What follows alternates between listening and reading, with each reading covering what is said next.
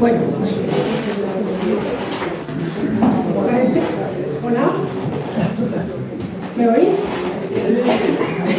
Bueno, perdonad por el retraso, que siempre se debe a algo tecnológico. Bueno, lo primero es daros las gracias por haber venido y haber respondido a esta convocatoria y estar aquí con nosotros esta tarde fría y contaminada.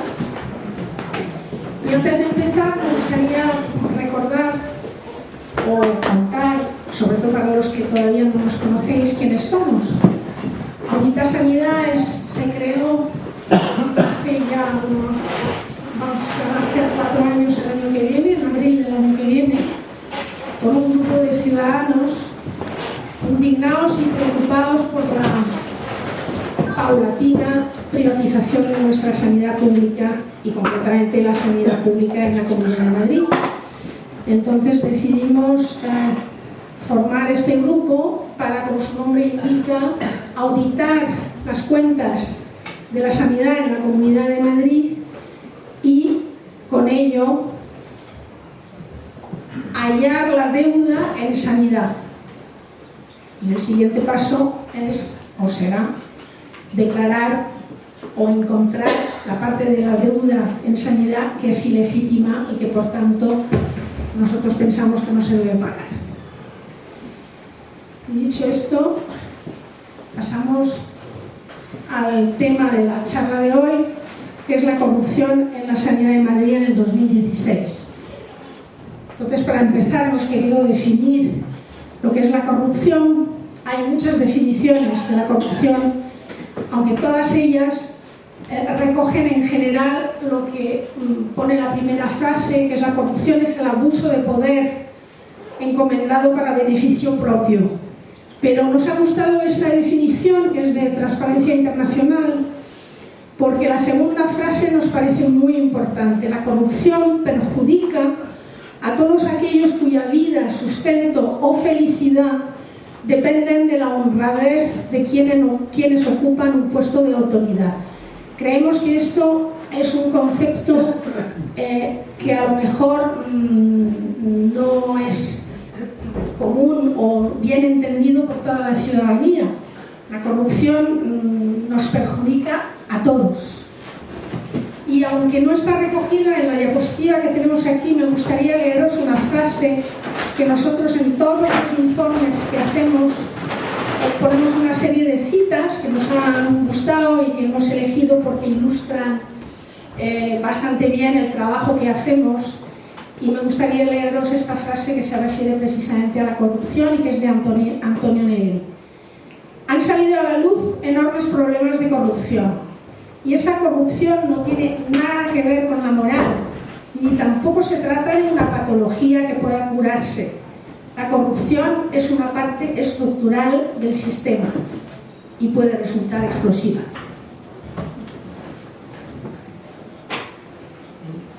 Los objetivos del informe son, en primer lugar, dar a conocer los mecanismos de corrupción en el sector sanitario y sus tipologías, de acuerdo con el informe de la Comisión Europea, que se llama Corruption in the Health Sector, y Transparencia Internacional.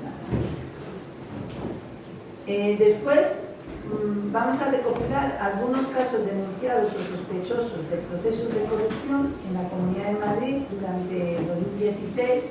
Sí, hemos querido, nos ha parecido una labor importante porque todos los días, ¿verdad? Todos leemos en los medios de comunicación casos de corrupción.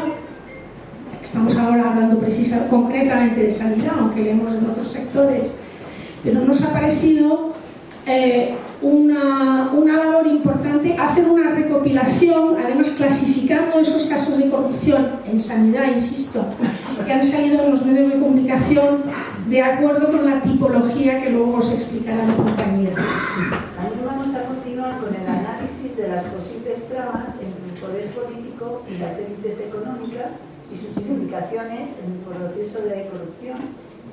Bueno, esto es un objetivo de nuestro grupo desde el principio, que es el análisis de las tramas entre el poder político y las élites económicas.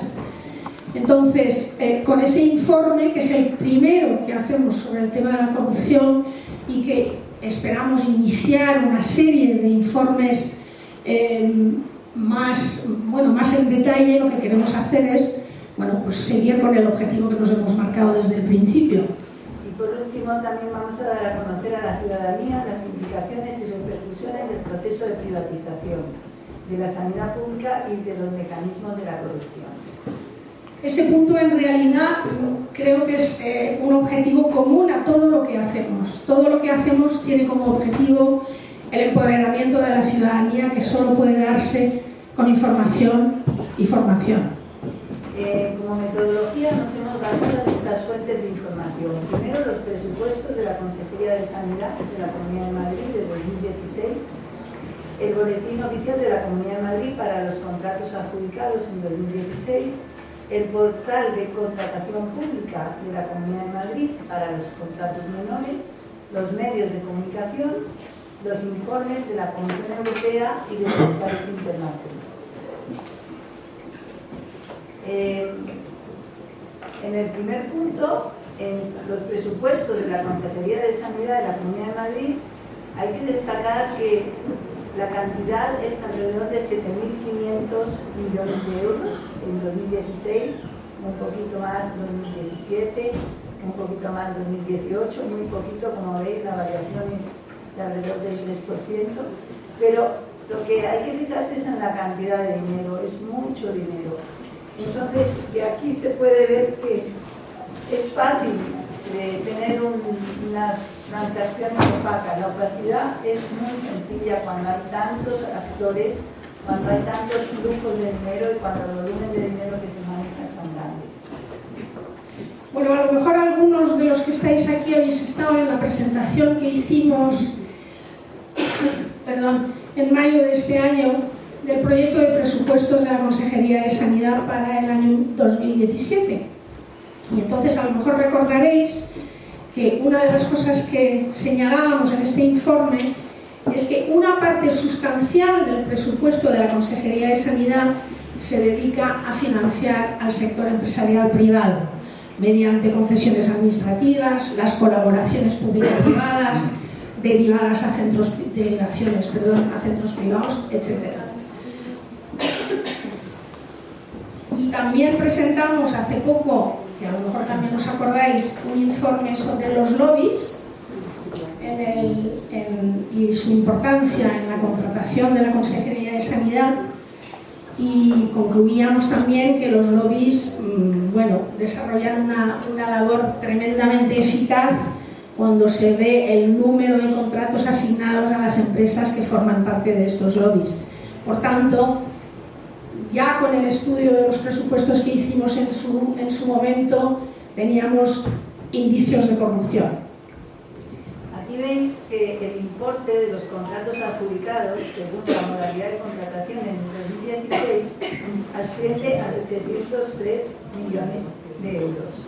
Y se reparten, sobre todo en suministros, 552 millones, servicios, 63, gestión de servicios públicos, 49, luego administrativos especiales y obras, 8 millones. Pues hace escasamente un mes presentamos también otro informe nuestro sobre la contratación pública de la Consejería en el 2016. Y una de las cosas que concluíamos en ese informe es que el 35% de la contratación se concentra en 10 empresas, que son principalmente empresas farmacéuticas. Sin embargo, las empresas de productos genéricos se llevan el 3,18%, lo cual aquí dejamos una pregunta: ¿por qué será? Deduciendo evidentemente que el papel de las farmacéuticas, y eso está muy ligado al tema de la corrupción, es fundamental en esa contratación y la presión que ejercen. Además de esos contratos mayores que hemos visto por este importe de 700 millones de euros, hay también contratos menores. Los contratos menores son un total de 485.119 contratos menores. comparado con 1.443 contratos mayores, es decir, contratos que... Es decir, que el 99,7% de la contratación pública que se hace en Madrid se hace con contratos menores, con toda la opacidad que eso implica, lo difícil que es saber realmente cómo se han hecho esos contratos.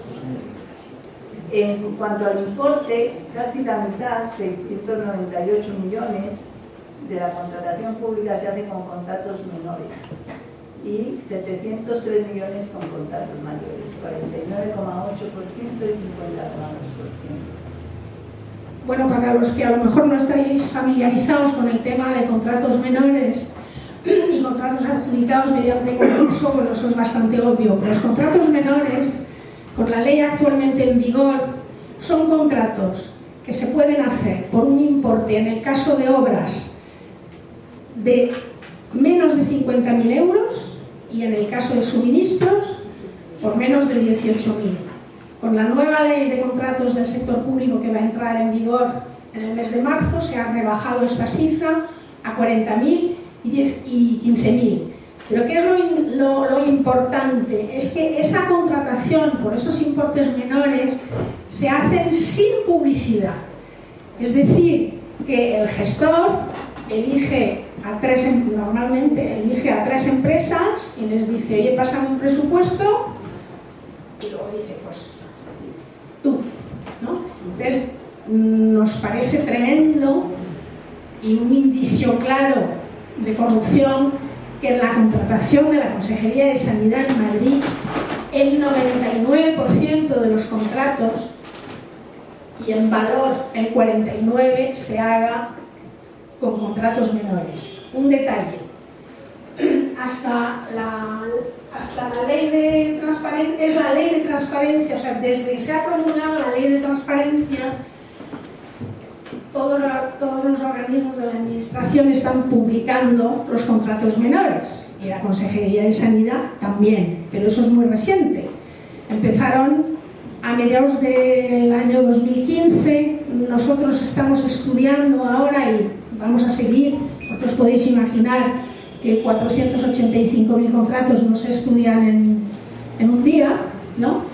Entonces es un tema en el cual seguimos avanzando porque insisto, estamos convencidos de que ahí puede haber indicios de corrupción. En todo caso, lo que sí hay también es que esos contratos lo que ocultan es fraccionamiento de contratos, que eso está prohibido por ley. Y por supuesto mala gestión indispensable, es decir, que si tú haces día a día unas compras de, yo qué sé, apósitos o jeringas o no sé qué, no es lo mismo que si tú haces una convocatoria de un concurso para suministro de todo un año, ¿no? Donde tienes seguramente una capacidad de negociación mayor. Entonces, insistimos, indicios de corrupción en esta forma de contratación. Y luego hay otro, evidentemente, no solamente se hacen contratos menores, no solamente se hacen adjudicaciones por licitación. Me parece que se ha ido. Bueno, no sé si me oís. Sí. Hay otras formas contractuales variadas, muy variopintas, que utiliza la Consejería de Sanidad en su relación con el sector privado, que son convenios, concesiones, acuerdos marco, colaboración público-privada, etcétera, etcétera. Y eso, que suma 1.245 millones, no entiendo tanto número, ¿no? Pues esto tiene mucha opacidad. No es fácil encontrar la información porque, pues no todo está recogido como debería estarlo, ¿no? Entonces eso es otro apartado que también estamos avanzando en nuestra línea de investigación y hay que profundizar mucho en esta parte de relación contractual también. Otra fuente de información que hemos utilizado es la prensa, lo que aparece en los medios de comunicación. Aquí solamente dos ejemplos, pero en el informe que hemos publicado hay una larga lista de vehículos web donde podéis encontrar lo que ha aparecido en la radio, en la prensa, etc. Pero estos dos, pues como ejemplo, el Hospital Infanta Leonor apareció bastante, estos de la cadena SER, porque es un hospital que se supone que en el contrato que se hizo debería de asumir unos gastos de funcionamiento, que no son gastos relacionados con la atención médica, sino gastos como la electricidad, la cocina, el gas, etc. Gastos del local. Y todo eso lo cobran dos veces, lo cobran con el canon anual y también lo cobran aparte, con otras facturas. Entonces eso apareció en la cadena SER. Otro ejemplo también importante y conocido es el Hospital del Tajo, donde también el interventor de la Comunidad de Madrid encontró irregularidades, y esto todo fue publicado en el Mundo, en el periódico El Mundo recientemente, esto es del año 2017. Pero tenéis una larga lista, por si estáis interesados en estudiar los casos que han aparecido en la prensa, que estamos viendo que casi todos los días aparece alguno, y un poquito más tarde vamos a comentarlos. Perdón. Os hemos hablado antes de la última fuente de información que hemos utilizado, que son dos informes grandes, uno de la Comisión Europea y otro de una asociación que se llama Transparency International. El primero es de 2013 y el segundo es del 2017. Y estos dos informes presentan tipologías de corrupción. Lo primero que dicen es que la corrupción daña, la corrupción hace mucho daño y hace mucho daño a la salud de la población. No es simplemente que algunas personas se meten dinero en el bolsillo, sino que además se dejan de prestar servicios o se prestan peor los servicios con consecuencias directas para la salud de la población. Lo segundo que dicen ambos informes es que la corrupción es omnipresente. Está, como decía Negri, está estructuralmente en el sistema y lo que podemos hacer es simplemente reconocerla y combatirla. Pero, en fin, los dos informes son muy interesantes, los podéis leer en internet. Lo que parece más importante para nosotros son tipologías de sobornos, de corrupción en procesos de compra, de relaciones de marketing inadecuadas, abuso de poder, o podéis ir pensando cosas que sabéis, reclamaciones de reembolsos indebidos, fraude y malversación en medicinas y tecnología médica. Y todo esto ocurre con las interacciones entre los distintos agentes, pacientes, proveedores, pagadores, industria y reguladores. Y en este informe de la Comisión Europea se habla de toda Europa y hay un lugar especial para cada país. En el de España habla concretamente de varios tipos de corrupción y de fraudes, pero sobre todo de la contratación pública. Aquí tenéis distintos ejemplos, pues no nos vamos a detallar mucho en esto, pero en distintos ejemplos de interacción, por ejemplo, entre médico y paciente, puede haber un tipo de soborno o de favor. La industria y el médico, la industria farmacéutica puede presionar indebidamente a los médicos, etc. Esto lo podéis mirar en el informe. Después, el otro informe de Transparency International hace una tipología diferente. Creo que esta tipología es todavía más clara. Tenéis, por ejemplo, corrupción a nivel de gobernanza sanitaria. Pues estos días habéis leído en la prensa como el ministro Montoro, en Hacienda, presiona a las comunidades autónomas. Si no gastan suficientes medicamentos, pues voluntariamente pueden gastar suficiente, pero si no gastan suficientes medicamentos, serán castigadas, no tendrán acceso al fondo de liquidez autonómica. Entonces, eso es para nosotros, lo hemos discutido entre los compañeros, es un ejemplo de corrupción, porque el ministro Montoro no es que se esté metiendo el dinero en su bolsillo directamente, pero sí se está metiendo algunas cosas para favorecer que continúe en el poder su partido. La normativa sanitaria, pues también se puede modificar la normativa sanitaria para favorecer determinadas empresas, determinados lobbies. En el caso primero estaba claro que era farmaindustria. La farmaindustria es el lobby que ha presionado. Investigación y desarrollo. También hay una posibilidad de corrupción y lo hemos visto en distintas ocasiones como la industria farmacéutica puede presionar para que determinados resultados de investigación no salgan publicados porque no les favorecen. esa investigación se puede guardar en un papel, en un cajón. Es difícil publicar investigación con resultados negativos. Marketing, pues hay muchas ocasiones en las que la industria farmacéutica o de equipamiento tiene algunos regalos, favores, a cambio de ser distribuidos, a cambio de estar en ser contratados. Y aquí viene la gran corrupción, lo que más hemos estudiado, lo que parece más presente en los medios de comunicación, que es la contratación pública. Lo que acabamos de hablar, contrataciones, contratos mayores, contratos menores y el cajón de los contratos menores. Almacenamiento y distribución, gestión financiera y de personal, prácticas de personal, oferta de servicios sanitarios. No me detengo tanto en esto, pero también tendríamos ejemplos para hablar de esto. Y aquí vemos una gráfica del informe de la Comisión Europea, donde dice que el 75,5% del gasto sanitario se gasta en asistencia directa a pacientes, 17% son medicamentos y productos no duraderos, y luego el resto, como un 7% o 7,5% en equipamiento médico. Bien, pues en la Comisión Europea han calculado que 300.000 millones de euros en el 2012 se gastaron en esto, y de ellos entre el 10 y el 25% fueron prácticas corruptas. Entre el 10 y el 25% del gasto sanitario es prácticas corruptas. Entre 30.000 y 75.000 millones de euros fueron sobrecostes debidos a prácticas corruptas. Si aplicamos estos porcentajes de 10 y 25% a los sobrecostes de la contratación pública, en la Consejería de Sanidad en 2016 estarían entre 135 y 300 millones de euros. O sea que estamos pagando eso solamente por la corrupción de la contratación pública. Aquí no tenemos en cuenta otros tipos de corrupción.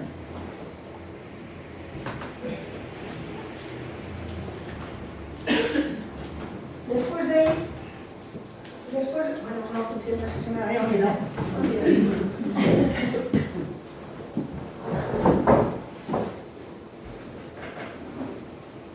Entonces, después del estudio que hemos hecho de todas las noticias que han aparecido en los medios de comunicación aquí en España, nosotros hemos detectado o hemos llegado a la conclusión de que aquí hay otras tipologías de fraude, que podría uno decir que son específicas a España.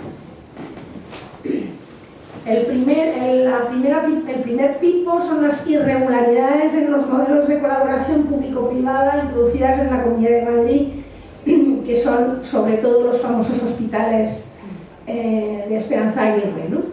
Entonces, uno podría ser el que ha comentado mi compañera Victoria sobre el tema del Infanta Leonor, entre otros muchos, pero también quiero recordar el caso del Hospital de Villalba, que es una concesión a la empresa entonces llamada Capio, que luego pasó a hacer IDC Salud, que luego pasó a hacer Quirón Salud y que ahora mismo pertenece al grupo Fresenius, que es el mayor asegurador privado de Alemania, donde el hospital estuvo cerrado durante 2 años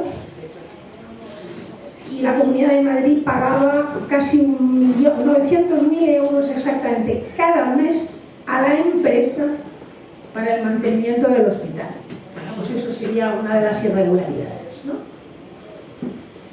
Luego, el mobbing y denuncias judiciales contra los denunciantes de corrupción. Bueno, nosotros tenemos un caso que nos toca muy de cerca, porque un buen día, hace ya muchos meses, recibimos un correo de una persona en Andalucía que trabajaba para la multinacional Boehringer, que es, como sabéis, una de las principales farmacéuticas alemanas, y que denunciaba que tanto la Consejería de Sanidad de Andalucía como la de Extremadura habían estado pasando a esa empresa datos clínicos de los pacientes. ¿Para qué sirve eso? Pues eso sirve para que luego la empresa ajuste su política de investigación, tal vez, pero desde luego sobre todo de venta, ¿no? Y presione sobre los decisores públicos. Eso es un caso que se ha recogido en la prensa nacional, es un caso que ahora está elevado, no sé muy bien en dónde, pero vamos, en la Unión Europea, es decir, que es un ejemplo entre muchos, ¿no? de ¿por qué mobbing y denuncias? Pues porque luego esta persona que ha denunciado esto, aparte de hacerle mobbing en la empresa, al final le han despedido, y era una persona que llevaba más de 30 años trabajando en la empresa, ¿no? Algo así. Y esos son casos, desgraciadamente, muy frecuentes. Y ahí me gustaría hacer un paréntesis y recordar que España no tiene ley anticorrupción y tampoco tiene una ley que proteja precisamente a las personas que denuncian, denunciantes o alertadores de casos de corrupción, y esto es muy grave. También hemos detectado políticas laborales irregulares e ilegales, eso también ha saltado muchas veces en la prensa. Son los casos de las empresas, entre otros, ¿no? Los casos de las empresas que ofertan a la baja. ¿Y cómo ofertan a la baja? Ha pasado en la lavandería central, por ejemplo, pues ofertan a la baja no solamente reduciendo personal, sino además al personal que queda, pues le dicen, pues te pago a la mitad, ¿no? Y luego también hemos detectado casos, eso más aplicable al sector privado, de ingeniería financiera y evasión fiscal. Hay un caso que detallamos en el informe sobre los dueños de los laboratorios Almiral, que tenían no sé cuántos miles de millones en paraísos fiscales y que han tenido con la famosa, ¿os acordáis, no? La amnistía Montoro, ¿no? Bueno, pues eso también es un caso de corrupción dentro del sector sanitario.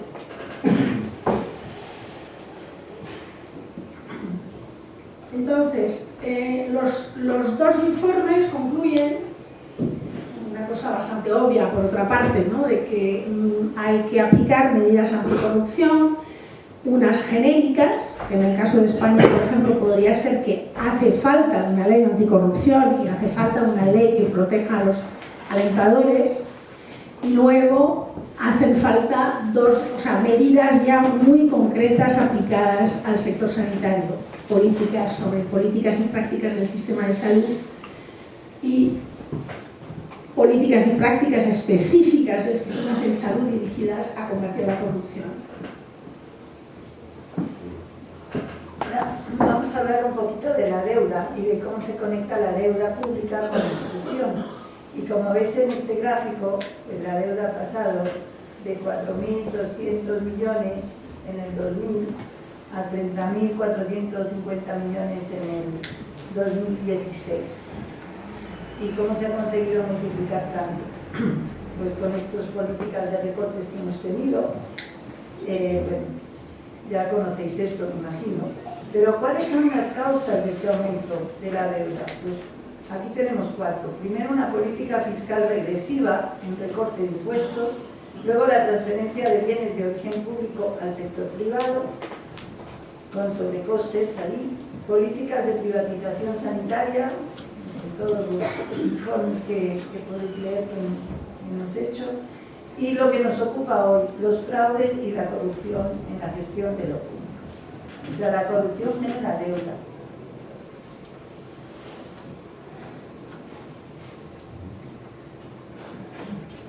Otras consecuencias de la corrupción: el deterioro de la calidad del sistema sanitario público en diversas facetas, como la disminución de recursos humanos y tecnológicos, la falta de mantenimiento de los centros públicos, el aumento de las listas de espera, el aumento de la inseguridad de la atención, el deterioro de las condiciones laborales y de los derechos de los trabajadores, lo que lleva inherentemente la pérdida de motivación y correcta dedicación. Y favorece la práctica clientelar y la pérdida de valores cívicos.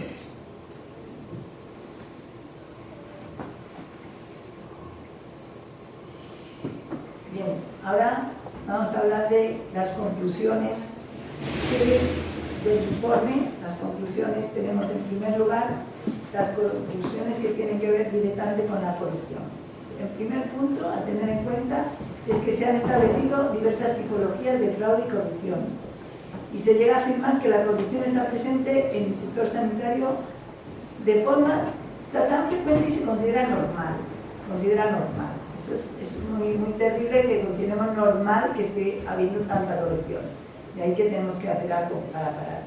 Además de los diferentes tipos de fraude en los sistemas sanitarios, Audita Sanidad ha incorporado fraudes específicos de lo que está ocurriendo aquí en Madrid, irregularidades en la colaboración público-privada, mobbing, denuncias judiciales contra denunciantes, políticas laborales irregulares e ilegales y ingeniería financiera y evasión fiscal. Además de esto, según el estudio de la Comisión Europea, podemos pensar que hay entre 10% y 25% del gasto sanitario que se va en prácticas corruptivas, y esto en Madrid supone entre 140 y 350 millones de euros.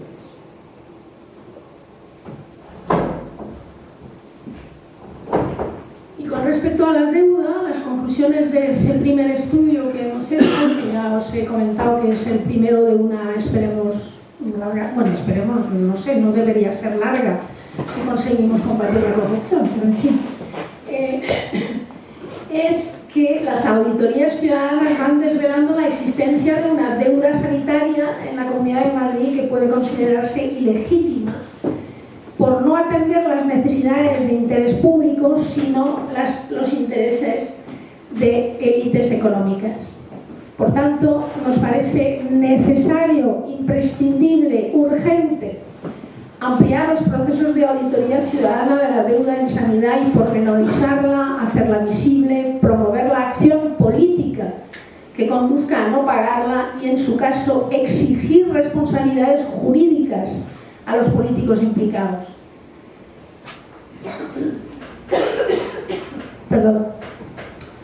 Otra conclusión es que el origen de esta deuda ilegítima es múltiple, como hemos visto y ha introducido también antes mi compañera.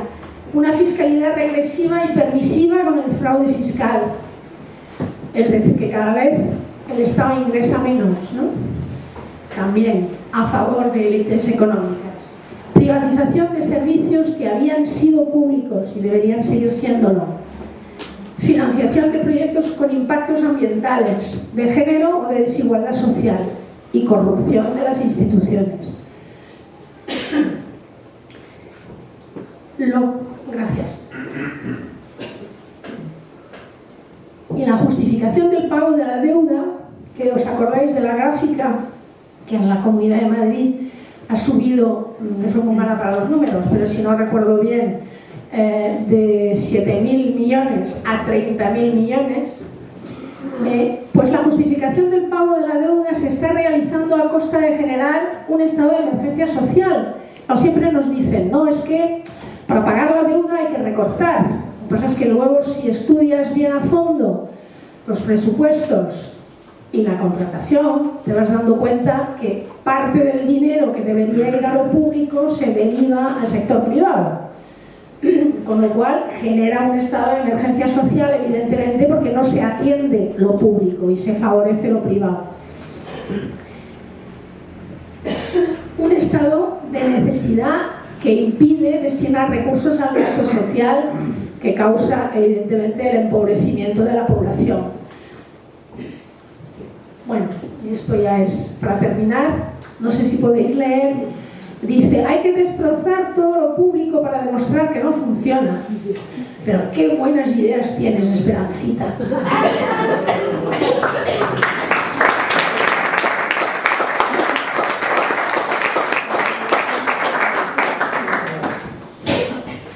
Pues muchas gracias por vuestra atención, una vez más, por estar aquí, y ahora vamos a abrir un debate con preguntas que, si nosotras no somos capaces de contestar, pues hay algunos compañeros de Audita Sanidad que están aquí en la sala y que seguramente gustosamente os contestan.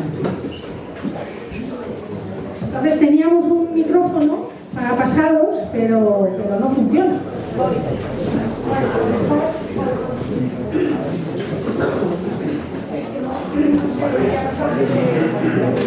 Sigue grabando, has cortado.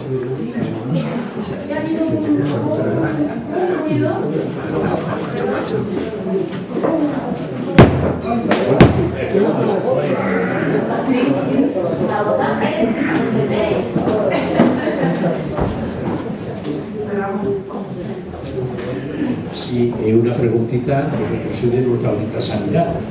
Simplemente es que cuando habéis hablado de los denunciadores o alertadores de corrupción, como el caso de este chico, de este hombre en Andalucía, quiero recordar que teníamos un caso en la Comunidad de Madrid, de móvil. Y no sé si está recogido en el informe. Lo que pido es a quien tenga un poco de memoria al respecto, digo, porque Andalucía queda lejos, aunque no esté tan lejos, y habiéndolo en la Comunidad de Madrid, tal vez algún compañero quisiera.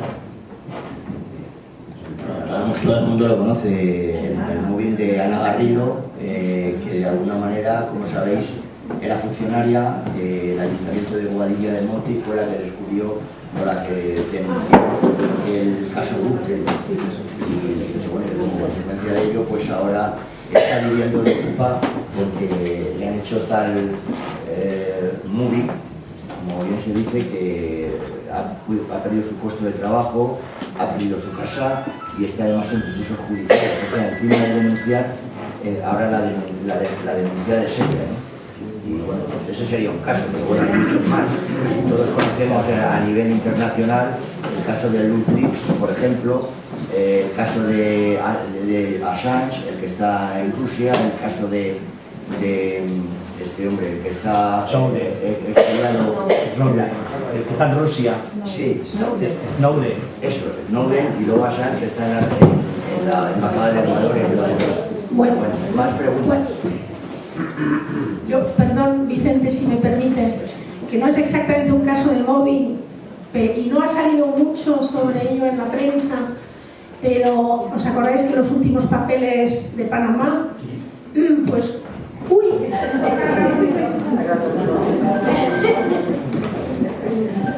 pues una periodista de Malta que investigaba a los miembros del gobierno implicados en los papeles de Panamá, pues se la han cargado hace 3 meses. O sea que va más allá del móvil. En Malta, sí, en Malta. Hola, buenas tardes. Como usuaria de la sanidad pública madrileña, os doy las gracias por el trabajo que realizáis. Y quiero comentar algo que a lo mejor lo conocéis, pero que entra dentro de esta especie de corrupción generalizada.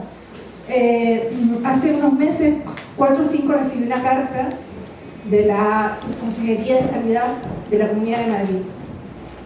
Entonces me decían, me citaban para una mamografía, una detección precoz que del año 98 realizaban a las mayores de 65 años, y luego ponen una pequeña, o sea, si tú no vas a esa cita o no la pides, te ponen como razones por las que no vas.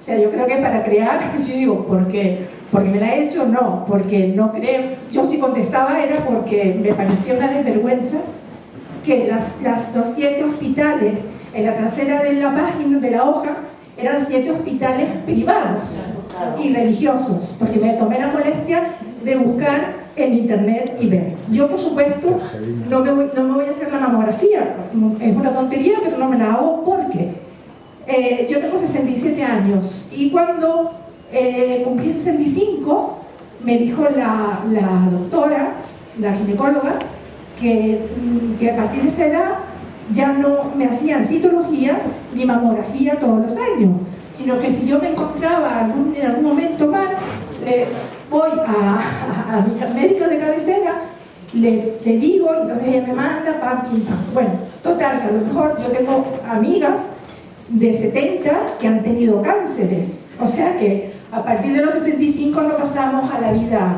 fenomenal. Entonces, francamente, es que de verdad me repatea, estoy absolutamente harta de todo esto. O sea, no te lo hacen porque no hay dinero, se recorta a partir de los 65 en la pública, pero te desvían a la privada. Amigo, ¿hay quién se llama ahí? ¿Quieres pelear? Bueno, si queréis os puedo contar muy brevemente el tema del programa de detección precoz del cáncer de mama que se empezó en España en el año 99 y que en principio, está que la Consejería de Sanidad adjudicó en una primera instancia a la Asociación Española contra el Cáncer. Luego, en el año 2012, convocó un concurso público para Madrid Capital, porque lo que hace la Asociación Española contra el Cáncer es lo que familiarmente se conoce como el Mamobús en los municipios fuera de la capital. Entonces, efectivamente, ese concurso para la detección en la capital se adjudicó a 9 clínicas, no son todas no religiosas, pero muchas de ellas. Bueno, pero si queréis os apunto una cosa que acabamos de descubrir ayer. No sé si recordáis que hubo en el mes de marzo declaraciones a la prensa del consejero de Sanidad de entonces, Jesús Martos, ¿no? Y también de la consejera, de Cristina Cifuentes, diciendo que habían decidido volver a traer a lo público, a los hospitales públicos, el programa de detección precoz, ¿vale? Un gran titular. Bueno, entonces nosotros, como nos dedicamos a estudiar la contratación, allá por el mes de junio se convoca un concurso para la compra de 12 mamógrafos para 12 hospitales y 5 estaciones de diagnóstico para unos centros de salud. Entonces dijimos, hombre, están cumpliendo con su palabra, ¿no? Resulta que ese concurso presenta un recurso a una empresa en su perfecto derecho y el Tribunal Administrativo de la Contratación Pública admite parcialmente el recurso y ordena la anulación del proceso. Con lo cual se anula, un mes más tarde se vuelve a convocar y aquí, eso ya un mes más tarde, en agosto, 2 empresas esta vez vuelven a presentar un recurso. ¿Por qué presentan un recurso a las empresas? Pues porque no están de acuerdo con determinados temas técnicos que se piden, que consideran que impiden la libre competencia, una serie de cosas técnicas, pero lo importante es que presentan un recurso nuevamente ante el tribunal y nuevamente el Tribunal Administrativo de la Contratación Pública acepta parcialmente el recurso y dictamina que se debe anular el proceso y se anula. Pero ¿cuál es mi sorpresa? Mi sorpresa, porque yo he estado siguiendo y hace una semana, voy a ver cómo está el tema, ¿no? Bueno, pues a finales de octubre no se ha convocado, sino que a finales de octubre se ha hecho no un contrato menor, estamos hablando de 2 millones de euros, sino lo que se llama en la jerga administrativa un contrato negociado sin publicidad. Es decir, lo mismo, tú llamas a 5 empresas, 3 empresas es lo mínimo, y les dices, oye, pásame una oferta, te estudias la oferta y luego dices, pues nada. Y eso en la ley no está permitido, en la ley de contratación del sector. Bueno, pues han adjudicado el 24 de noviembre directamente la compra de 12 mamógrafos y las estaciones estas de diagnóstico a 2 empresas. Entonces, estamos nosotros redactando una nota de prensa para denunciarlo, pero ya que has hablado de este tema me ha parecido interesante porque eso, pues es lo mismo, puede ser también un indicio de corrupción, ¿no? O sea, ¿cómo es posible que no se vuelva a convocar un concurso público? ¿Dónde van a instalar los mamógrafos? ¿La sanidad pública? Sí, nos piden. No, claro. todas maneras, también para corroborar lo que acaba de comentar Katy, también se hizo en su momento un acuerdo con la Asociación Española contra el Cáncer, para que se encargara de hacer una parte de las mamografías a la población de las mujeres de la Comunidad de Madrid, y la sorpresa fue que en segunda instancia no era en primera instancia era la Asociación Española contra el Cáncer, pero en segunda instancia lo que hizo la Asociación Española contra el Cáncer es suscribir otro contrato, otro acuerdo con Capio, que como bien ha dicho Katy, después ha sido IDC Salud y que en la actualidad es Quirón Salud, que es la que realmente realiza las mamografías, con lo cual se produce un trasvase de dinero que la Asociación Española contra el Cáncer actúa como un intermediario, pero en realidad el dinero que le da la Consejería de Sanidad a la Asociación Española contra el Cáncer, a quien va, es a Quirón Salud, ¿no? También para que sepáis un poco el contexto y todo esto que está dentro de lo que estamos hablando del proceso de evolución. Yo un par de cosas al respecto. Que yo que me tengo que hacer mamografía manualmente o bianualmente, y me las hago con la sanidad pública, me llama la atención que tampoco no hay masas de gente para hacérselas. Es más, el que me las hace me conoce. Y lo cual ya me resulta muy raro en un profesional de esto. Y luego que hay pruebas que antes te mandaban a hacértelas a la privada y ahora ya vuelven a mandarlas a la pública con, bueno, la lista de espera espectaculares, las listas de espera que no están en el aire, de eso que te dicen, bueno, habrá agenda, cuando no hay agenda. Y bueno, tipo las ecografías articulares, los electromiogramas. Y bueno, pues yo no sé si esto yo hablo de una zona muy concreta, no sé si eso se hace en todo Madrid o no, pero, y luego no sé si es porque están viendo cómo hacer el chanchullo mejor para hacer mejor el negocio, porque se han dado cuenta de que está mal y lo quieren corregir, y lo quieren corregir para seguir engañando a la gente diciendo que la pública tiene mucha lista de espera y es mejor la privada. No sé, me resulta extraño y no sé qué se debe. No sé si estáis informados.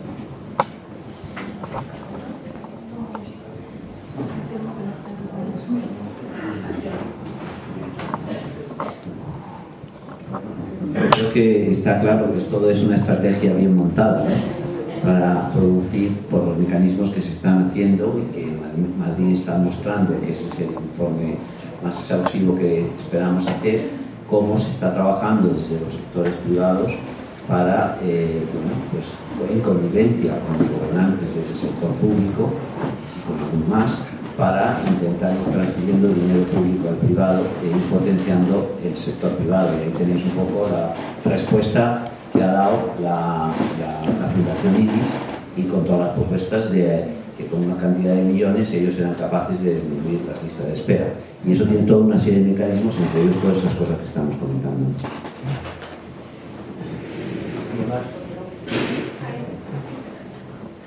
Hola.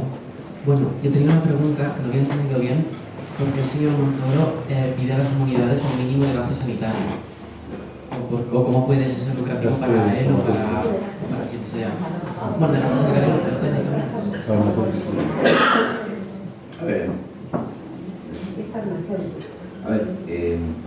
no es algo obligatorio, es decir, existe un fondo de liquidez autonómica que el Ministerio de Hacienda utiliza para facilitar recursos a las comunidades autónomas. Entonces, lo que ha salido en la prensa estos días es que, de alguna manera, es resultado de un acuerdo que hubo en el año 2015, creo, entre el Ministerio de Sanidad y Farmaindustria.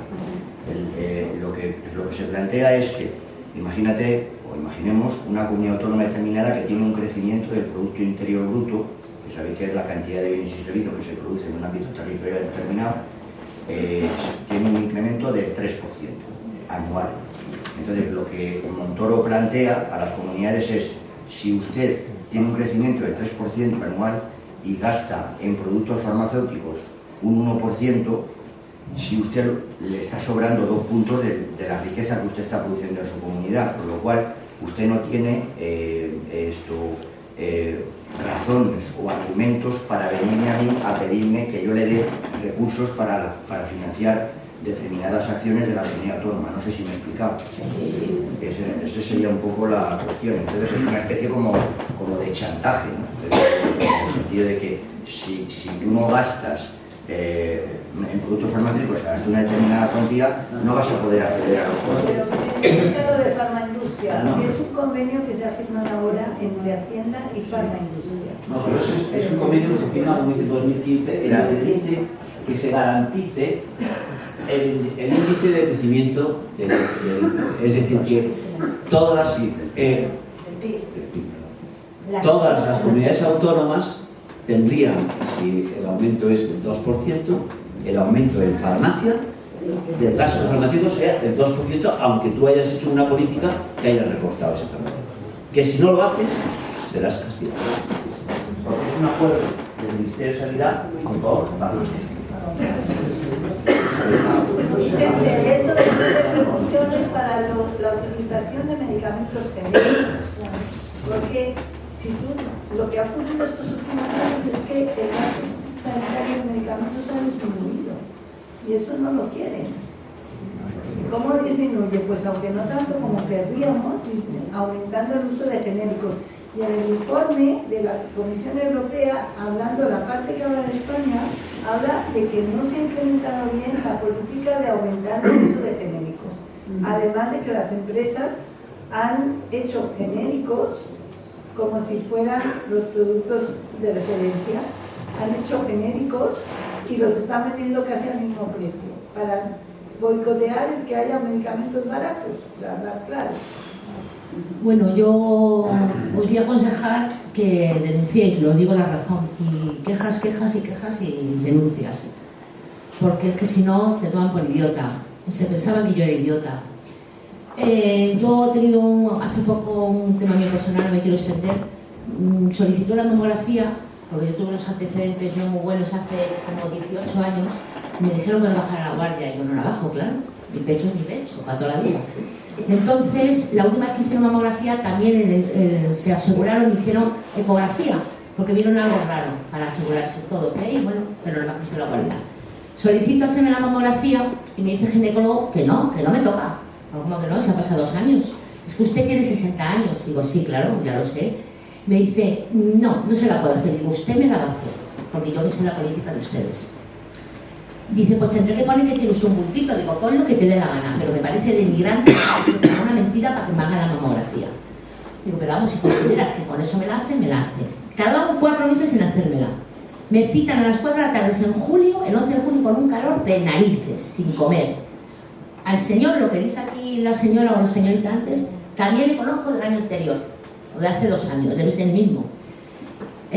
Resulta que llega octubre y todavía no me han llamado para decirme el resultado. Hablo con ellos, me dicen, no, si es algo malo, lo hubieran llamado de sí, o lo pierden, como en otras ocasiones. Total, que me pongo brava, pongo una reclamación. Mis reclamaciones no son de mucha educación, porque yo las ramas son para los monos. Les dije en primer lugar que es consejero de sanidad, así lo puse, se estaba haciendo rico a causa de mi salud. Le dije que se esperaran que me muriera para decirme el resultado. Y les dije también que eso de que los mayores, lo primero que un churro, que eso era una mera publicidad. ¿Os podéis creer que a los 2 días me llamaron por teléfono que tenía el ginecólogo para 4 días? Al 1 de octubre, y fui. Entonces yo, cuando fui al ginecólogo, me dijo que todo estaba ok, me dio el informe por escrito, yo todo lo guardo en una carpeta, porque bueno, paso soy muy ordenada, porque es mi salud, y quiero llegar a la longeva. Entonces dije, bueno, pues ahora ya me hacéis la citología que me corresponde y la ecografía vaginal, que afortunadamente ya no hay que hacer aquella de beber agua, que no había que tuviera 1,5 litros de agua en la vejiga. Me dice que no me corresponde. Digo, ¿cómo que no? Y me dice la enfermera, aquí le pongo, me preguntó una serie de cosas para encuestas, que no venían al cuento. Pues si tenían relaciones, digo, no, ahora estoy en dique seco, vamos, que no tengo muchas relaciones ahora. Dice, pues no hace falta usted que se haga citología. Digo, ¿y eso? Porque no tiene necesidad, porque si no tiene relaciones sexuales no puede tener un cáncer de nada. Digo, coño, ¿y la monjita que lo tiene? Tía, le tuve que poner Esas tienen relaciones. se quedó puso la reclamación en la enfermera y luego me contestaron de que la gente no se había quejado. Digo, es que la gente no se queja, yo soy de las que me quejo. Entonces he conseguido que me vayan a hacer una ecografía y una citología, pero tocando de esto una palabra, las pelotas, perdona la expresión. Hay que sacar las uñas de las manos y de los pies. Y luego me llamaron ofreciéndome unas monjitas en la calle Bailén, que hay como una especie de convento que es un hospital, que te derivan allí. Dije que no, que yo quería mi 12 de octubre, que me pilla un paso de mi casa. Y parece ser que me lo van a hacer. Han quedado a prescribirme una carta. A consecuencia, fíjate qué organización tienen. Después de haberme visto el ginecólogo, el 6 de octubre de los 7, una cosa así, me acuerdo, que yo reclamé el día 1, día 2, en un pispás, me vieron, cuando me vieron como me puse como una loa, me dijeron que me iban a llamar ya para el tema de la citología. Todavía estoy esperando, estamos a últimos de noviembre. No me han llamado para citología y para ecografía. Y para más sirve, me dicen que he tenido suerte. Y hay gente que le dan para más meses, pero me han ofrecido ir a uno privado para hacérmelo más rápido. Me he negado. Digo, no, yo estoy encantada con la sanidad pública y quiero mi sanidad pública, que para eso he pagado toda mi vida. Entonces yo aconsejo que pongáis reclamaciones, que parece que no les gusta. Y a veces la reclamación, si hay que poner a un señor verde, se le pone. No con palabrotas, pero se puede insultar de muchas maneras. Yo os aconsejo, si no sacáis las uñas de los pies y de las manos, nos toman por idiotas. Y con nuestra salud hacen negocio. Y perdonad que me está extendido. Yo he trabajado en la sanidad pública 40 años hasta que me jubilé el año pasado. He trabajado también para un servicio de atención al paciente en un hospital público. Entonces, hay una cosa que va corriendo en los hospitales, que es donde he trabajado yo, y que no me gusta nada, pero es lo que hay. El que no llora no mama. Eso está muy mal. Pero hay una cosa cierta, ¿no? Y es para sumarme a la petición vehemente de la compañera que anima a reclamar. Vamos cogiendo en España, en toda Europa, conciencia de consumidores, de tal manera que si me compro un móvil y no funciona, reclamo con toda normalidad, vamos, que sin quitarse nada, faltaría más. Sin embargo, en la sanidad el índice de reclamaciones es bajísimo. Hay explicaciones psicológicas que son lógicas, sobre todo en hospitales. Si yo soy hermano de una paciente que está ingresada y creo que la han maltratado o hay algo que no funciona, yo debo reclamar. Reclamaría Movistar si me venden un móvil chungo. Pero, coño, ¿y si reclamo y luego la tratan mal? Es decir, hay toda una serie de factores psicológicos que hacen que sea muy difícil ser valiente como esta mujer y reclamar incluso de malas maneras, con mala leche porque estás enfadado. Simplemente era comentar eso y decir que los servicios, acabo con esto, de atención al paciente tienen una normativa que al menos obliga, por ley, a reclamar, a responder en un periodo de 30 días, no más.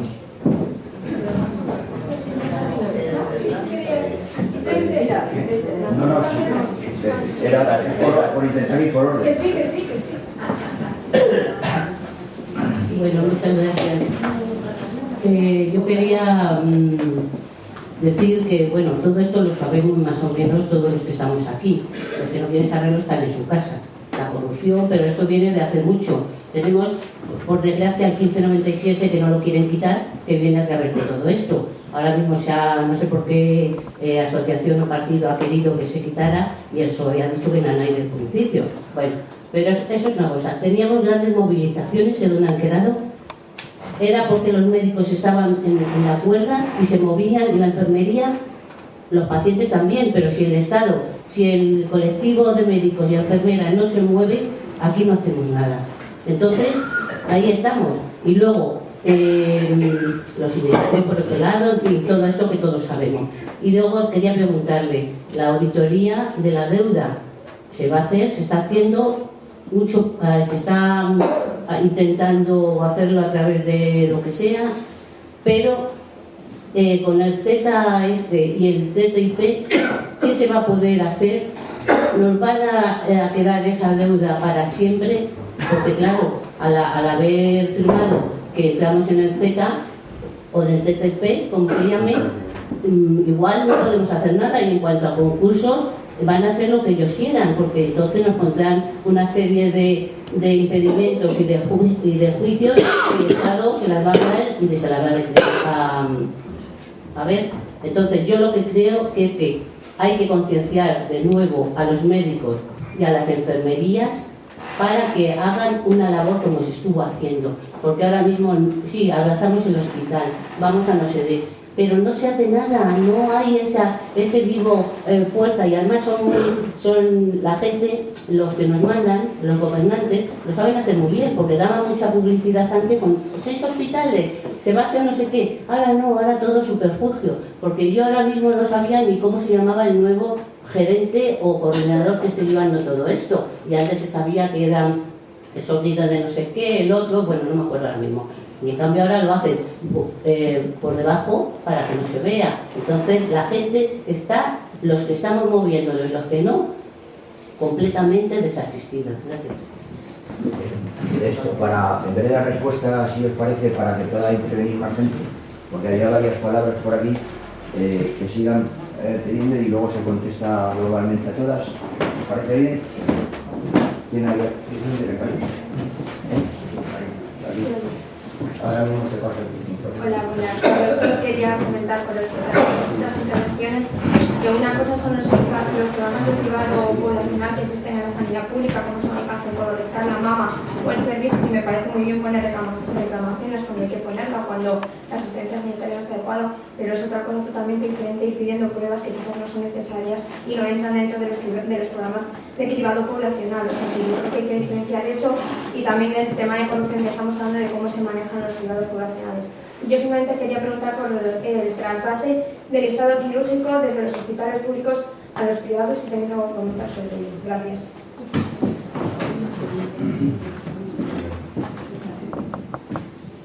Hola, yo también quería agradeceros el informe y preguntaros si habéis también analizado el caso de puertas giratorias durante el 2016 y las compras por hospitales y la deuda de los distintos hospitales de distinta tipología, los públicos, los privados, los público-privados, las distintas modalidades de gestión.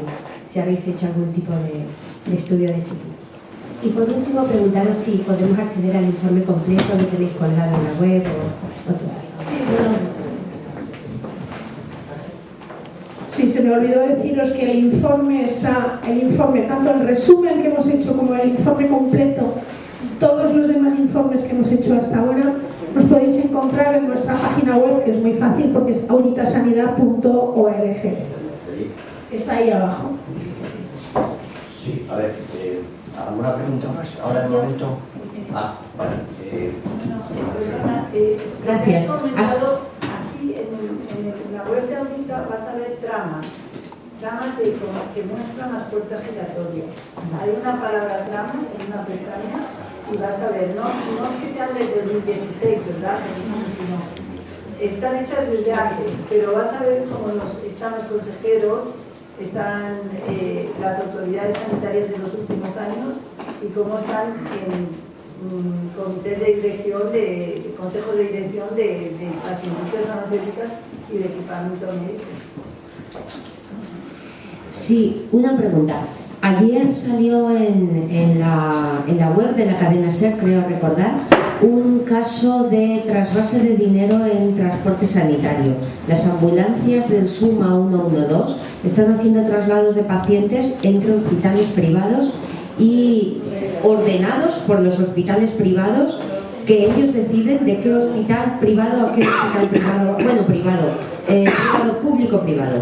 El caso es que la noticia dice que lo están haciendo fuera de la ley porque el transporte sanitario tiene que estar gestionado por el SUMA 112 y con criterios que no se estaban cumpliendo. ¿Qué tipología de corrupción sería esa? El sisar a la comunidad. Gracias.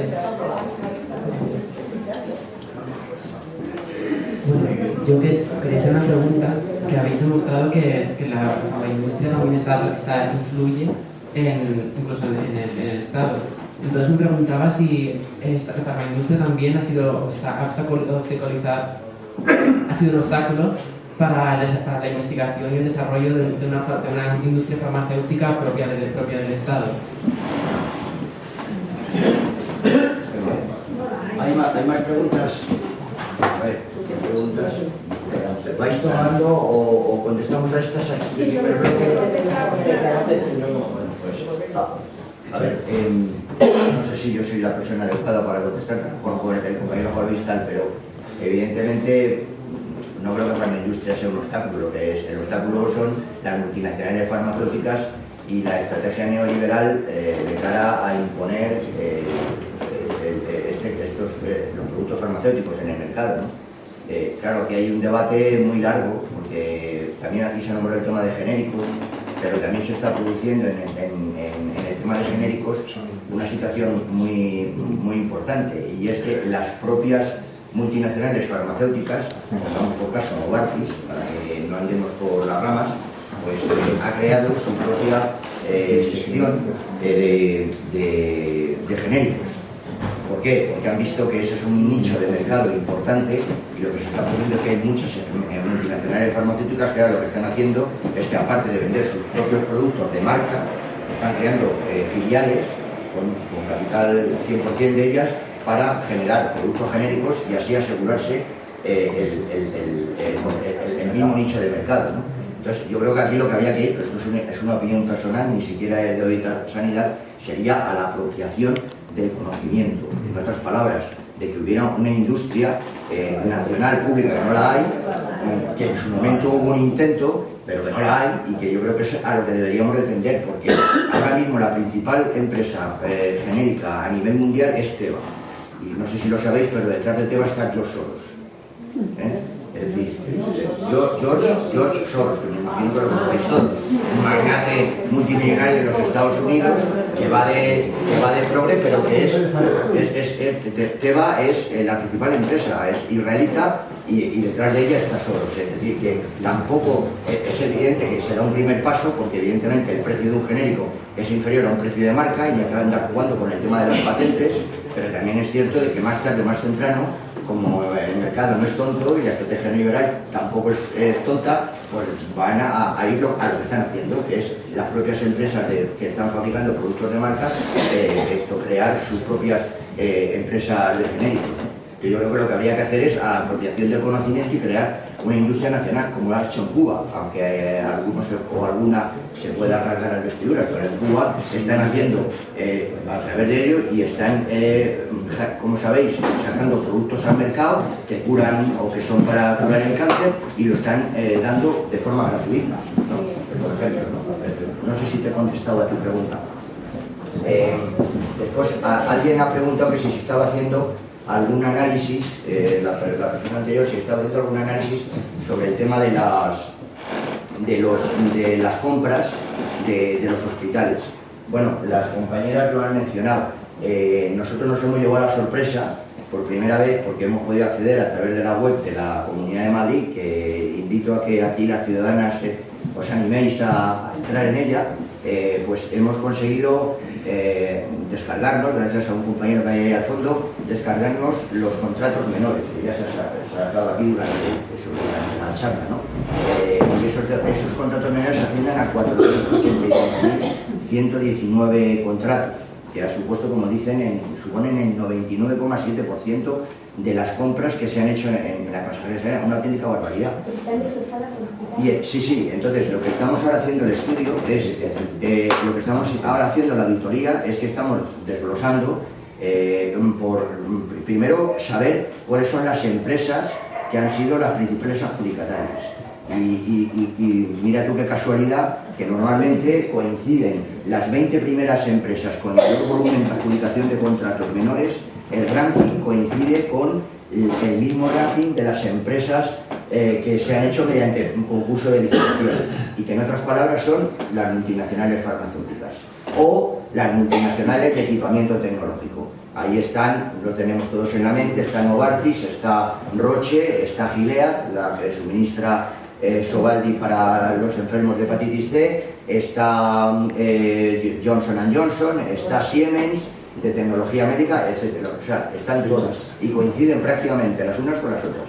Y en esa estructura de base de datos, además de estar analizando las empresas, también estamos analizando los centros que han concedido estos contratos menores y también incluso clasificándolo por el tipo de producto que se ha suministrado o el servicio que se ha prestado. Y eso pretendemos, porque es un estudio que, como ha dicho Katy, pues analizar 485.119 contratos no es cuestión de un día, pero esperamos que a lo largo del próximo trimestre o cuatrimestre del año que viene, al menos presentar unas ideas fuerza de cuáles han sido los resultados de este primer análisis.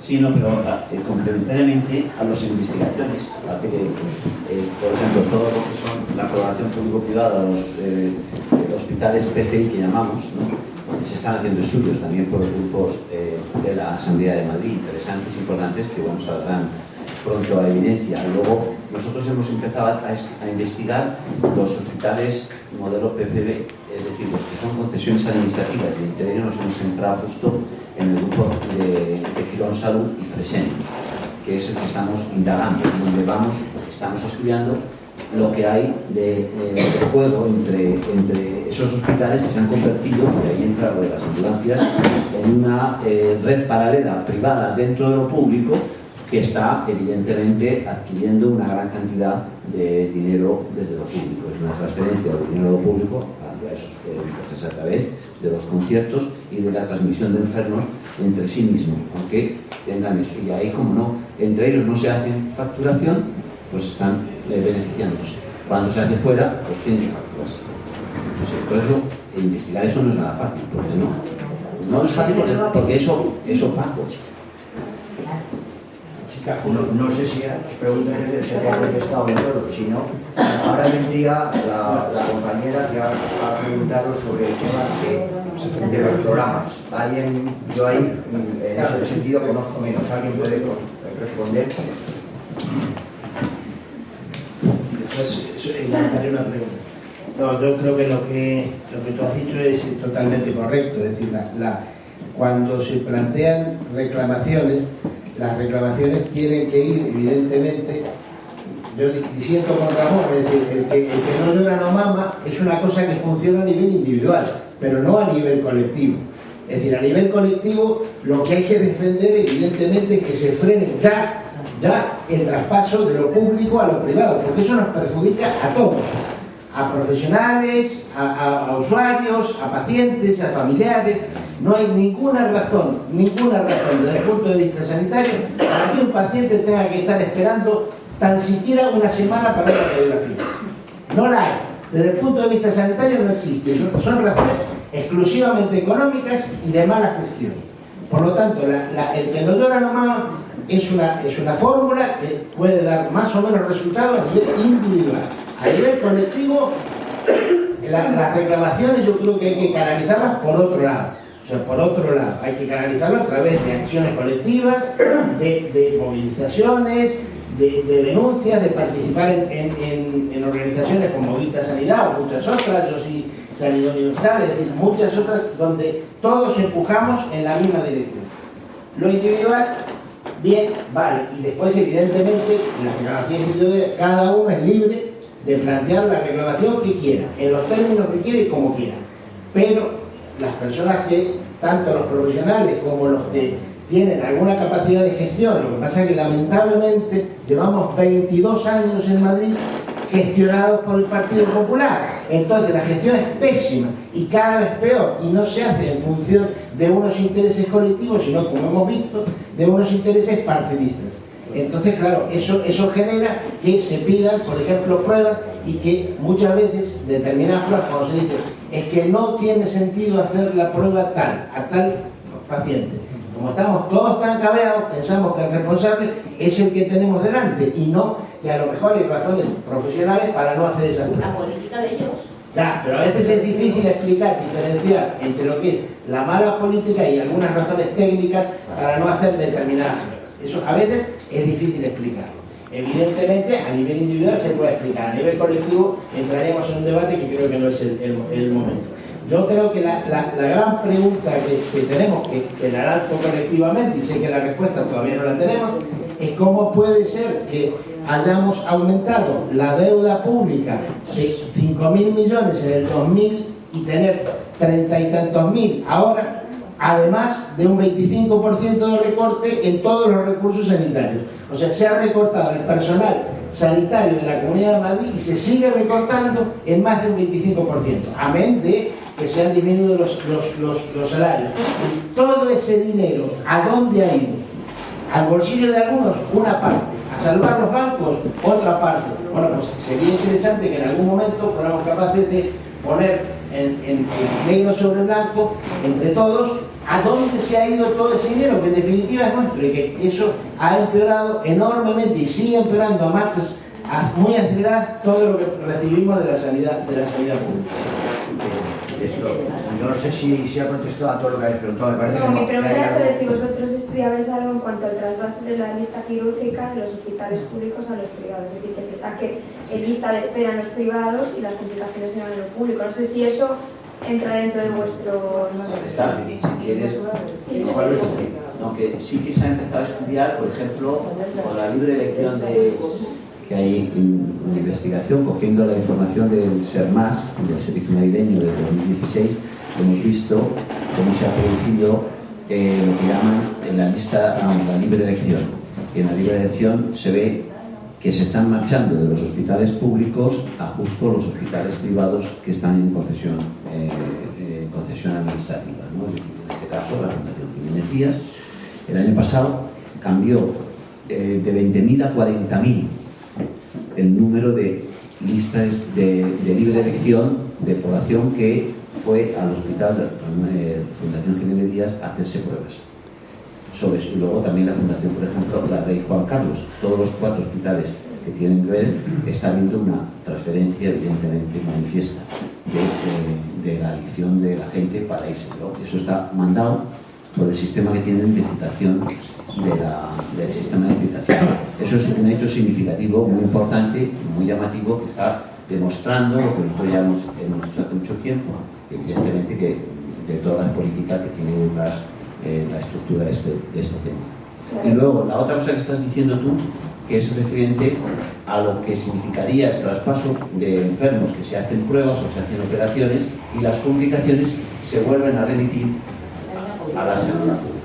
Eso no hay una investigación pormenorizada, aparte de saber el coste, porque eso tiene un coste específico, que es por una terminología que se utiliza, que es fijar qué tipo de paciente es y lo que debería de cobrar. Y eso no se está haciendo, vamos, no tenemos información fácil para hacer eso. Yo me refiero más específicamente a que la libre elección del hospital es la siguiente: señora que se tiene que operar de lo que sea, le llaman por teléfono, mire, usted se puede operar dentro de 2 semanas en la Fundación Jiménez Díaz o donde sea, o puede esperar 3 meses a la lista de espera del hospital que le corresponde por el que vive. Eso yo no sé si entra dentro del cupo de corrupción del que estáis vosotros hablando.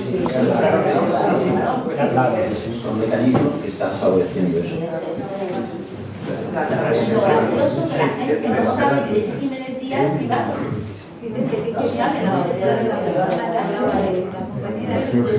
solamente es que como vamos contestando al bloque de preguntas que antes hemos sido el último que le había hecho, la penúltima, la antepenúltima, y la señora de aquí atrás también había hecho una serie de consideraciones. Una de ellas creo que era la de la deuda, ¿no? Pero en concreto, ¿cuál sería? Pues la sería de que la deuda, ahora hemos entrado en el ZAP y en el ZIP, si eso se va a poder por ser una deuda anterior a no pagar, o bien vamos a tener que estar bajo el que sería, si al ser una deuda más tardía de haber firmado el ZAP, si eso vamos a seguir no pagándolo, vamos a suponer que se pudiera hacer eso, o bien vamos a tener que estar bajo el juzgado privado de las multinacionales para que sigamos pagándola. Entonces, ¿cómo va a afectar a la sanidad y los contratos y todas estas cosas? Porque ahora se tiene medio claro, pero con este nuevo convenio que ha habido, ¿cómo se va a hacer? Gracias. Y luego, ha habido también otra pregunta por aquí de lo de la deuda. Lo digo por contestar al tema de la deuda y luego seguimos con las preguntas. Sí. A ver, el tema de la deuda yo creo que se ha dicho ahí, pero a ver, en la pregunta que han hecho de cómo es que aumentó la deuda y los recortes se han hecho, bueno, precisamente es una de las contradicciones. Nosotros lo que defendemos desde el grupo de Auditoría Ciudadana de la Deuda de Sanidad es de que la deuda precisamente es una herramienta que utiliza la estrategia neoliberal para el sometimiento de los pueblos. ¿Qué quiere decir esto? De que utilizan la deuda como una justificación para hacer los recortes. Y de hecho lo están haciendo. La gran paradoja o la gran mentira es que la deuda no la están amortizando. No la están amortizando. Porque a nivel estatal lo que están haciendo es un trasvase, porque quien se había endeudado más a nivel global, estoy hablando de la deuda del Estado, quien se había endeudado más en el periodo, digamos, del boom inmobiliario, es decir, desde el año 2000 hasta el año 2007, quien se había endeudado más eran las grandes empresas privadas de más de 250 trabajadores. Y esto lo digo para que las que estáis aquí, pues llevéis una idea, fuerza importante. Nos han vendido la moto durante muchísimos años de que nosotros tenemos la culpa porque hemos vivido por encima de nuestras posibilidades. Ese ha sido el discurso de la estrategia neoliberal, pero es mentira, porque los que han vivido por encima de sus posibilidades han sido fundamentalmente las empresas constructoras durante el periodo del boom inmobiliario del año 2000 al 2007, y quien ha vivido por encima de sus posibilidades han sido los bancos que han financiado esas empresas constructoras y que no tenían los recursos necesarios para poder dar el dinero a las empresas, y que lo que han acudido ha sido a los acreedores extranjeros, es decir, banca privada extranjera, léase Deutsche Bank en Alemania, léase BNP de Francia, etcétera, etcétera, han acudido a ellos para que les desen dinero, porque su avaricia era tal que no tenían suficiente con los beneficios que estaban obteniendo la gran banca privada española. Esos son los que se han beneficiado. ¿Qué ha pasado a partir del año 2007, cuando se produce el crash inmobiliario y se produce la quiebra de Lehman Brothers en Estados Unidos? Pues ha pasado de que esa deuda tan brutal que tenían las empresas privadas, lo que ha estado haciendo todos los gobiernos que están al servicio de la estrategia neoliberal, prácticamente europeos, lo que han hecho ha sido estar al servicio de que se sigan beneficiando estas empresas privadas y estos bancos. Y lo que han hecho ha sido un trasvase de deuda privada a deuda pública. ¿A través de qué mecanismos? A través de un mecanismo del rescate a los bancos. Los 40.000 millones y los 60.000 millones que comentaba el propio director del Banco de España, diciendo que muy difícilmente los íbamos a poder recuperar, son recursos que se han dado desde el sector público, es decir, que los hemos dado nosotras, y eso tenemos que tener conciencia de ello. Pero luego hay otra serie de mecanismos que también que han sido y son una de las causas por las que la deuda pública se ha disparado. Pero aún así, yo quería también que os fuerais con la idea de que, porque en todos los medios de comunicación, desgraciadamente, que pertenecen a los grandes poderes económicos, lo que nos están machacando todos los días es que la deuda pública ha llegado al 100% del PIB, pero nadie habla de la privada. Y hoy por hoy todavía, la mayor deuda no es la deuda pública, es la deuda privada. Aproximadamente, para que os hagáis una idea, al día de hoy, la deuda privada todavía es de 3 billones con B, 3 billones de euros. Mientras que la deuda pública, a pesar de esta transferencia que se está produciendo de deuda privada a deuda pública, es de 1 billón. Es decir, que todavía estamos por debajo de la deuda privada. Y eso nadie lo comenta. No sé si de alguna manera os sirve para tal. En cuanto a la deuda de la Comunidad de Madrid, pues evidentemente sigue la misma tendencia. Si os mostráramos este gráfico, en vez de a nivel de la Comunidad de Madrid, os mostráramos a nivel del Estado, el gráfico sería el mismo. Es decir, hay un periodo en el que prácticamente la deuda pública no crece, y a partir de cuando se produce la crisis, la deuda se dispara. Y el compañero preguntaba, ¿y por qué? Pues una de las razones es por la razón de las políticas fiscales que se han seguido desde que están el Partido Popular en el gobierno y tanto del Estado como de las comunidades autónomas. Son políticas fiscales regresivas en el que los impuestos fundamentalmente se recargan sobre la ciudadanía, como es el impuesto del IVA, mientras que el impuesto de sociedades ha bajado brutalmente. Y encima se han eliminado impuestos que de alguna manera también generan, digamos, redistribución de la riqueza, como es el impuesto del patrimonio o como es el impuesto sobre sucesiones. No me voy a extender ni en cuestión ni voy a entrar en matices técnicos, pero luego además también está, como todos conocemos, el tema de la evasión fiscal y el tema de, bueno, lo hemos visto todos, de los paraísos fiscales, de las SICAV, etcétera, etcétera. Esa es una de las razones. Y luego la otra es que, claro, si tú recortas, es como si tienes en tu casa, en nuestra casa, si nosotros tenemos unos ingresos en nuestra casa, tenemos unos gastos, y resulta que gastamos más que ingresamos, lo podemos hacer un mes, lo podemos hacer 2, pero al tercero ya no podemos seguir con esa dinámica. Si queremos seguir al mismo ritmo, tenemos que endeudarnos, pidiendo un préstamo. Pues ¿qué están haciendo las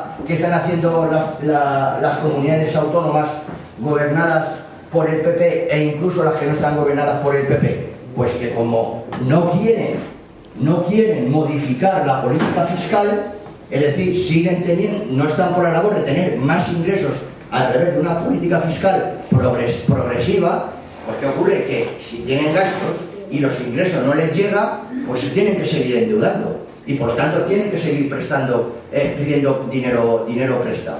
No sé si me explico.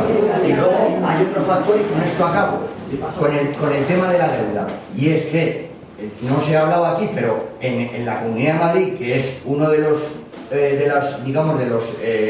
laboratorios donde la estrategia neoliberal ha pretendido actuar de manera más brutal, como en la Comunidad Valenciana, aquí hay 7 hospitales modelo PFI, que no sé si sabéis en qué consiste, y 4 hospitales modelo PPP. Los hospitales PFI son los que están gestionados. La parte de sanitaria pertenece a la consejería, pero la parte no sanitaria se ha hecho a través de una concesión a las empresas que lo han construido a 30 años con posibilidad de aumentarlo a 5. Bueno, hay ya, digamos, estudios en el Reino Unido, que ha sido, digamos, el promotor de este tema, que demuestran que el coste de un hospital modelo PFI es 6 veces superior a ese mismo hospital si se hubiera construido con recursos públicos. Con lo cual, claro, esta deuda también se incrementa porque esos hospitales nos están produciendo todavía un mayor gasto. Estamos pagando todos los años un canon anual por esos 6 hospitales y cada vez el canon es mayor. Hay estudios que parece ser que dicen que a esta fecha, desde que se empezó a pagar, ya estarían amortizados los hospitales. Y aún así vamos a tener que seguir pagando hasta el 2025, lo cual es un despilfarro, porque lo pagamos nosotras.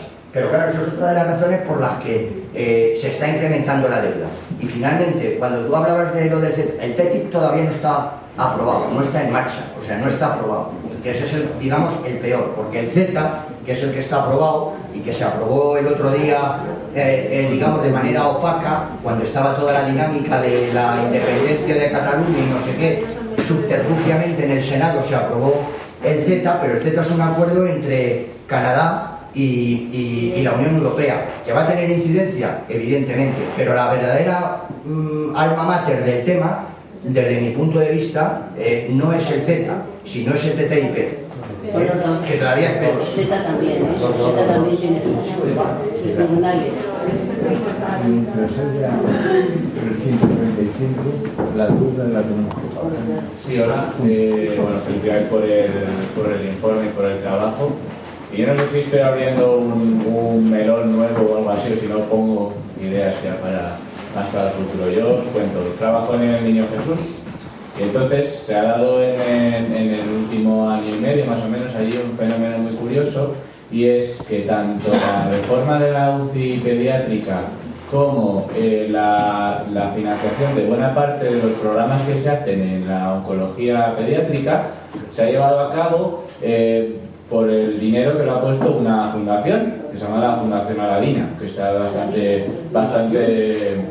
Aladina, está bastante en los medios, está recibiendo muchas donaciones, etc. Bueno, la Fundación Aladina, para el que no lo sepa, es una fundación con capital de la empresa VIX. De hecho, el hijo del el que dirige la Fundación Aladín, el que está ahí, de hecho está en el hospital de manera bastante frecuente, es el hijo del dueño de Vips, que creo que es mexicano, me parece. Entonces, se llama Paco Arango y el padre también. Entonces, mi pregunta es, con esto lo que hemos visto al final, con lo que hemos visto el año pasado, toda una campaña, incluso en las paradas con anuncios de donación para pagar la UCI pediátrica y todo esto, ha habido una clara dejación de funciones por parte de la Comunidad de Madrid, que, bueno, dejación de funciones o de morro directamente, que es haberle pasado a una fundación privada, en principio sin ánimo de lucro, posteriormente no sabemos cuál es el interés, que ha hecho que pague una obra que debería pagar desde mi punto de vista el sistema público, porque es un hospital público con todas las de la ley, ni siquiera es uno de los que forma parte del modelo PCI, etc. Entonces, mi pregunta es, ¿esto en qué se ha analizado algún caso similar a este o el propio, y en qué caso de corrupción estaría incluido? Los aparatos de tecnológica de cáncer los está financiando en este momento para Amancio y Prada, con todo su ingeniería fiscal, que es uno de los nuevos que hemos introducido la financiación. Ortega.